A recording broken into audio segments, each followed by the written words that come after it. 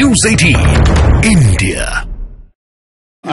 गठबंधन में आइडियोलॉजी नहीं चाहिए, पार्टी में लेने में आइडियोलॉजी चाहिए। ये पार्टी में लेने के लिए क्या, तो आपकी पार्टी कायम रहती ना, गठबंधन कायम नहीं रहता।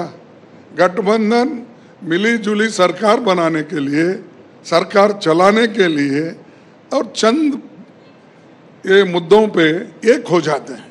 वो चंद मुद्दों पे जब एक हो जाते हैं तो उन्हीं मुद्दों को वो उसी दृष्टि से देखते हैं, ना कि पूरे मैनिफेस्टो उनके हम मानेंगे, हमारे पूरे मैनिफेस्टो वो लोग मानेंगे। ऐसा कुछ नहीं होता और ये सबको मालूम है। ये उन्होंने कहा कि ये जो पार्टियां हैं बाकी सारी, वो आपकी भी मिला के वो परिवार चला रहे हैं पार्टियां। वो परिवारवाद है। वो परिवारवाद नहीं है कि किसी परिवार के लोग नेता बन गए, लेकिन परिवार ही पार्टी चला रहे हैं। चाहे आपकी पार्टी चला रहे हो, चाहे शिवसेना चला रहे हो, चाहे लालू जी की पार्टी चला रहे हो। देखिए, हमारे पास कोई परिवारवाद नहीं है। लीडर्स हैं, मेहनत करते हैं और उनके जो पूर्वज है वो भी मेहनत किए, सेक्रीफाइस किए, जान दिए। बताओ आपके पास कोई जान दिया है? बताओ आपके पास कोई देश के हित में जेल गया है? अरे आप लोग तो ऐसी पार्टी आप उन लोगों की कि आप नौकरी की तलाश में ब्रिटिशरों के साथ थे, एप्लीकेशन दे के भर्ती हो रहे थे और तुम दूसरों को ये बोलते हैं कि ये फैमिली पार्टी है।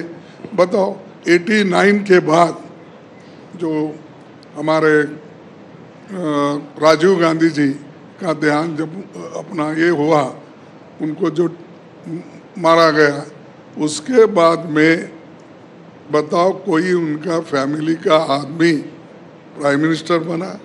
वो तो राजी नहीं हुआ। गए तो थे आप बनवाने के लिए, वो राजी नहीं बना। आप तो गए थे बनवाने के लिए, सोनिया जी उस टाइम राजी नहीं हुई। देखो यही बात आप, अरे उन्होंने खुद ही बोलते ना, मेरे को एक इस देश में जो एक आर्थिक तज्ञ है मनमोहन सिंह, ऐसे व्यक्ति को बनाने का सभी ने सोचा, सब पार्टी के मिल के लोग उनको मनवाए। क्या हमारे ही पास 273 वोट थे? हमारे पास तो सिर्फ 140 थे। तो इसका मतलब क्या है, दूसरा लोग मिल के, दूसरे एमपीज मिल के उनको मनवाया और मनमोहन सिंह जी बने। और उसको आप बार बार वही खोजते रहते हो, परिवारवाद परिवारवाद। अब ये ओबीसी पे आपने न्याय नहीं किया, कांग्रेस ने कभी न्याय नहीं किया ओबीसी के साथ, और अब सेंसस की बात कर रही है ओबीसी। ये कहा जा रहा है, ये वो उन्होंने कहा कि आप बांट रहे हैं देश को इस तरह से फिर से जातियों में। बांटने का सवाल नहीं, आप रेगुलर सेंसस भी नहीं कर रहे। 2011 का जो सेंसस है उसी के ऊपर काम चला रहे हैं और 2021 का सेंसस क्यों नहीं करवा रहे? अगर जब सेंसस करवाते हो तो उसमें आपको मालूम होता है कौन कौन से वर्ग के लोग, उनकी जीडीपी क्या है या उनका इनकम क्या है, कितने लोग पढ़े लिखे लोग उस कम्युनिटी में हैं, कितने ग्रेजुएट है, कितनी ज़मीन उनके पास है, ये सारी चीज़ें निकल के आती है और उसके आधार पे आप प्रोग्राम बना सकते हो।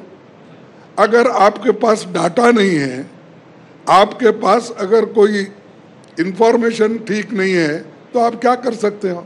तो इसीलिए ये बैकवर्ड क्लास का सेंसस की बात हम जो कर रहे हैं, वो कह रहे हैं अब कर रहे हैं। पहले तो ओबीसी के साथ न्याय नहीं किया आपने। अब पहले ओबीसी के साथ न्याय नहीं किया जब आपकी सरकार थी, अब आप सेंसस की बात कर रहे हो।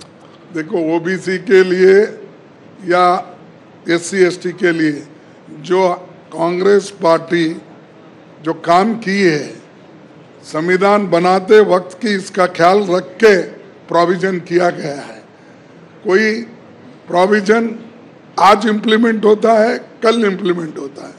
ये डायरेक्टिव प्रिंसिपल्स में आप देखिए, वर्किंग अपना काम का यानी गारंटी, जो काम करने की गारंटी और एजुकेशन का गारंटी, हेल्थ की गारंटी, ये सारी चीज़ें उसमें है। उसी वक्त एजुकेशन, हेल्थ, ये सबके लिए है।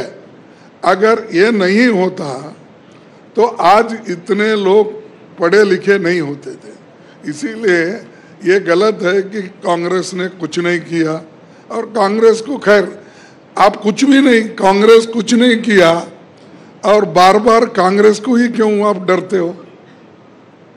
कांग्रेस का नाम लिए बगैर एक तो आपको नींद नहीं आती, कांग्रेस को गालियां दिए बगैर आपको अन्न हजम नहीं होता, यह आपका वो उससे दिखाता है। इसीलिए आप बार बार ये मत कहो कि आपने बैकवर्ड सबके लिए किया। मुल्क में जब कुछ भी नहीं था वो करते हुए आकर यहाँ तक पहुँचे हैं, और अब आज बोल रहे सब कुछ मैंने किया। क्या इतने प्राइमरी स्कूल मुल्क में थे जो पंडित जवाहरलाल नेहरू जी ने बनाया? उनको गालियाँ देते हैं, इंदिरा गांधी जी को गालियाँ देते हैं।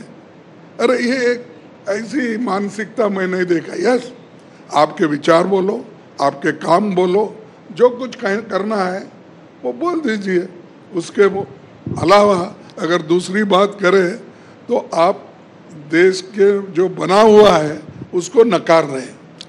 तो आखिर में बताइए, फिर आप बताइए, आप कितनी सीटें ले रहे हैं? उन्होंने तो 400 बोल दिया। ठीक है, आपकी सीटें कितनी आ रही हैं?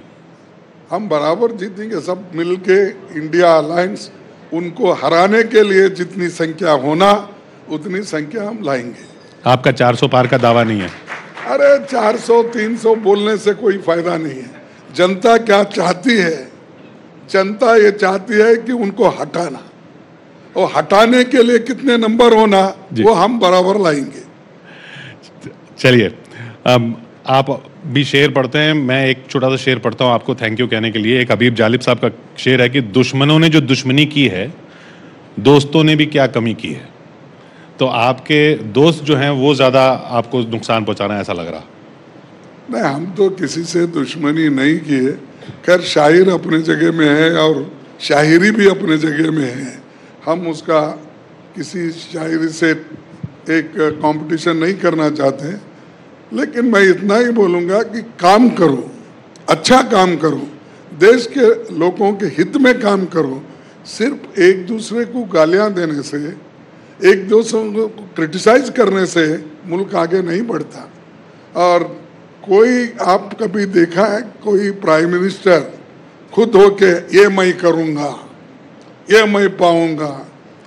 अरे डेमोक्रेसी में तो हम का मतलब होता है, मैं का नहीं। खैर, ये फैसला अब जनता के हाथ में, इलेक्शन सर पर है, तो ये फैसला जनता ही कर देगी। बहुत बहुत शुक्रिया खड़गे साहब हमारे साथ यहाँ जुड़ने के लिए। Thank you so much. Thank you खड़गे जी, बस अनुरोध करूंगी कुछ पल के लिए आप मंच पर जरूर रहें, और मैं अनुरोध करूंगी editor news 18 India and Hindi digital Jyoti Kamal ji से वो मंच पर आए और खड़गे जी का धन्यवाद दें।